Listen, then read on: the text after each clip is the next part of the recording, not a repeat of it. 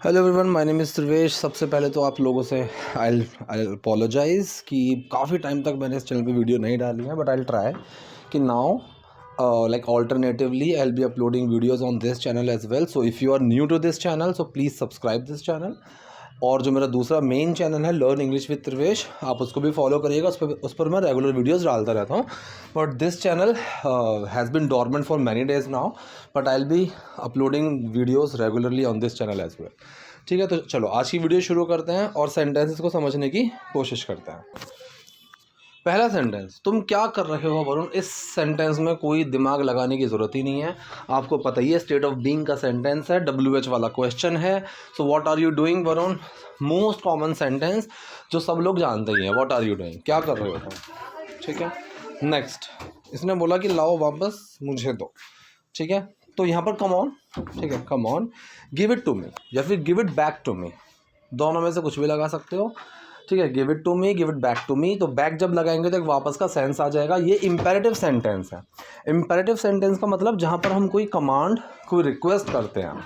ऐसा सेंटेंस चाहे कितना भी लंबा हो, no matter how long that sentence is, we will always start that sentence with action. तो जो सेंटेंस में एक्शन होगा उससे शुरू करेंगे if the sentence is positive, और अगर सेंटेंस नेगेटिव होगा तो that sentence will be started with don't. ठीक है, वहाँ डोंट से शुरू होगा। फिलहाल सेंटेंस पॉजिटिव है तो गिव इट टू मी, मुझे दो।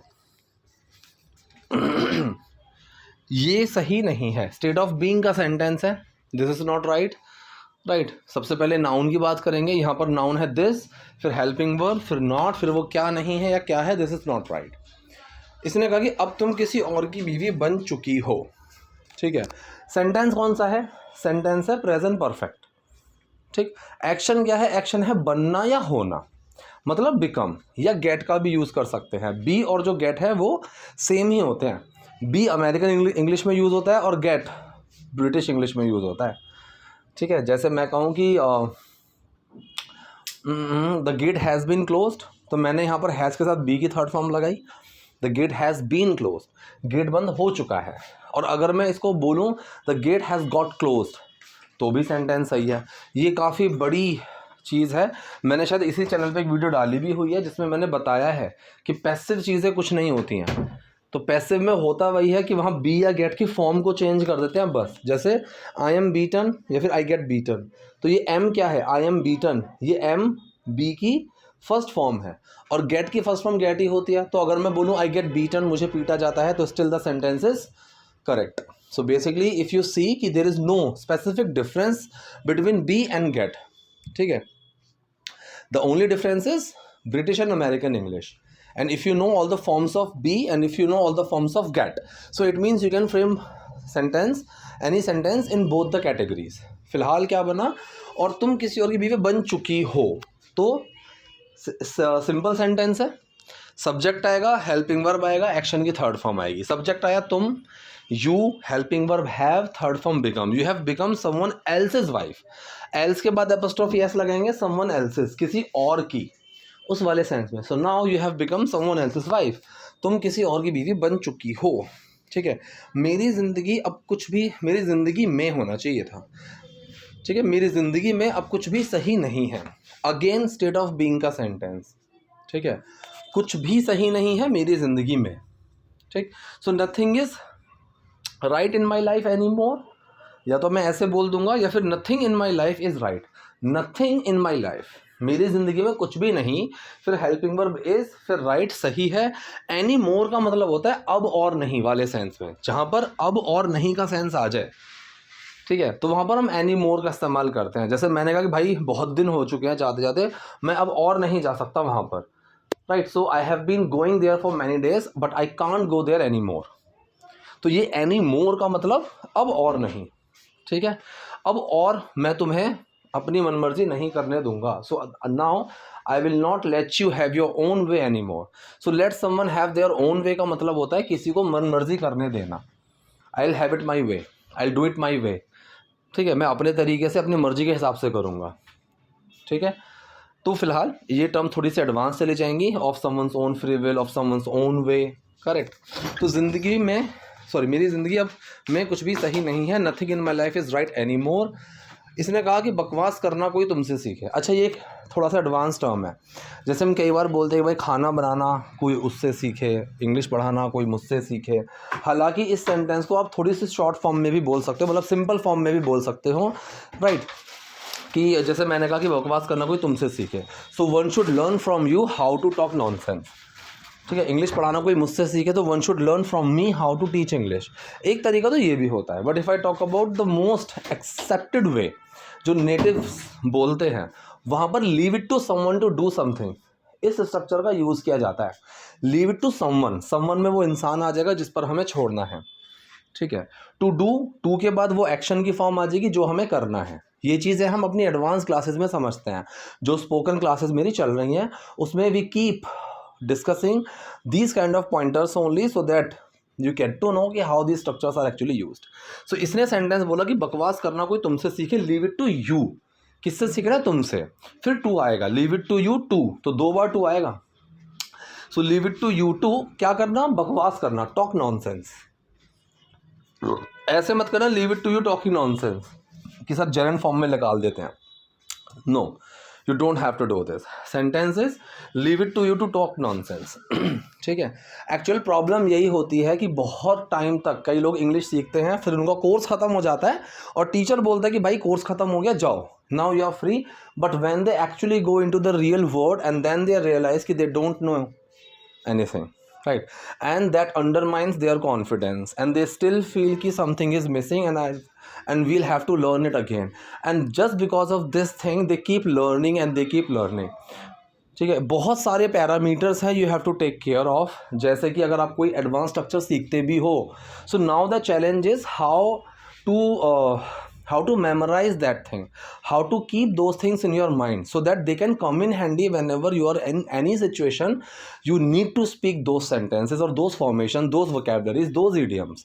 So just because of this problem I am having to come up with lots of solutions and practices, same like I make my students speak, मैं उनसे बुलवाता हूँ, I give them lots of scripts, मैं scripts देता हूँ ताकि वो translate कर सके, and on this pretext they can memorize and they can remember all these pointers in their mind। ठीक है, तो अगर तुम्हारे भैया को पता चल गया ना, ये पता चलना, come to know, get to know, एक तो ये होता है कम टू नो या गेट टू नो कि तुम्हें कैसे पता चला, एक होता है पता लगाना कि अगर उनको पता चल गया, उन्होंने पता लगा लिया, तो फाइंड आउट का भी हम यहाँ यूज़ करते हैं। चाहो तो मैं यहाँ पर अगर बोलूँ कि if your brother comes to know about this, if your brother gets to know, और फाइंड आउट का मतलब अगर उनको ये पता चला लिया, उन्होंने ये पता लगा लिया, उस वाले सेंस में जाएगा। सेंटेंस फ्यूचर की बात हो रही है, अगर आप ध्यान से देखो तो बात कहाँ की हो रही है? फ्यूचर की, कि अगर उन्होंने पता लगा लिया, लेकिन अगर लग रहा है, this is type 1 conditional sentence. So when ever you have any condition in the future sentence, so that sentence is always formed in present formation, so this sentence will also be formed in present indefinite formation। so present indefinite में does लगेगा क्योंकि brother singular है, और does कहाँ छुपेगा? Action के अंदर, जो कि find है, तो find में does लगा तो finds बन गया। so if your brother will find out, इसकी जगह बनेगा if your brother finds out। अगर तुम्हारे भाई को पता चल गया ना, तो इसने बोला तो क्या कर लेंगे भैया जी, so what will my brother do। ठीक है, इसमें कंडीशन नहीं है तो वो क्या कर लेंगे, इसमें कंडीशन नहीं है, इसीलिए इस सेंटेंस के अंदर हम विल का इस्तेमाल करेंगे। These things are very subtle and important, ठीक है, and very certain too, correct. चलिए, तो क्या कर लेंगे भैया जी? So what will my brother do. ठीक है, पहले WH वर्ड, फिर हेल्पिंग वर्ब, फिर सब्जेक्ट, फिर एक्शन, 6 फॉर्मेशन होती है। I keep repeating myself again and again कि if you really want to start your basics, so you can't not learn these points. ठीक है जी, कांट नॉट का मतलब है कि तुम्हें सीखना ही पड़ेगा, you will have to learn these points. ठीक है, कांट नॉट ये थोड़ी सी एडवांस फॉर्मेशन हो जाती है, right. You have to learn these things, you can't not learn these things. चलिए, तो इसने बोला कि what will my brother do, मुझे पता है उनके क्या करना बस की है। आई नो, मैं जानता हूँ, ये आई डू नो छोटा सा सेंटेंस है प्रेजेंट इंडेफिनिट का, डू लगा है नो के अंदर तो वो बन गया आई नो, राइट। मैं जानता हूँ कि उनके क्या करना बस किया, वो किस कैपेबल है। क्या ये सवाल पूछ रहा है कि वो किस कैपेबल है, उनके क्या करना बस के? सवाल नहीं पूछ रहा है, इसीलिए WH वर्ड के बाद हेल्पिंग वर्ब नहीं आएगा, सब्जेक्ट आएगा, what he is. Right, so what he is still capable of doing, कि मतलब उनके अभी भी क्या करना बस किया, कैपेबल ऑफ डूइंग, सिर्फ गरजते हैं बरसते नहीं, ठीक है। और बार्किंग डॉग्स सेल्डम बाइट, एक टर्म ये भी होती है, ठीक है। सेल्डम का मतलब होता है रेयरली, कभी कभी, ठीक। जैसे गरजने वाले बरसते नहीं, वो वाला सेंस, तो इसने सिर्फ वही बोला है कि सिर्फ गरजते हैं, so all bark and no bite, तो ये दूसरा तरीका है, लेकिन मोस्ट कॉमन आपको बार्किंग डॉग सेल्डम बाइट ही मिलेगा as far as I remember, ठीक है। वरुण तुम रसोई में क्या कर रहे हो, Varun what are you doing in the kitchen, इसमें तो कोई समस्या वाली बात ही नहीं है, प्रेजेंट कॉन्टिन्यूअस का सेंटेंस है, सवाल पूछ रहे हैं, WH हेल्पिंग वर्ब, सब्जेक्ट और एक्शन में ING, यही फॉर्मेशन होती है। तो WH वर्ड आ गया व्हाट, हेल्पिंग वर्ब आ गया आर, सब्जेक्ट आ गया यू, एक्शन में ING आ गया doing, so what are you doing in the kitchen, ठीक है।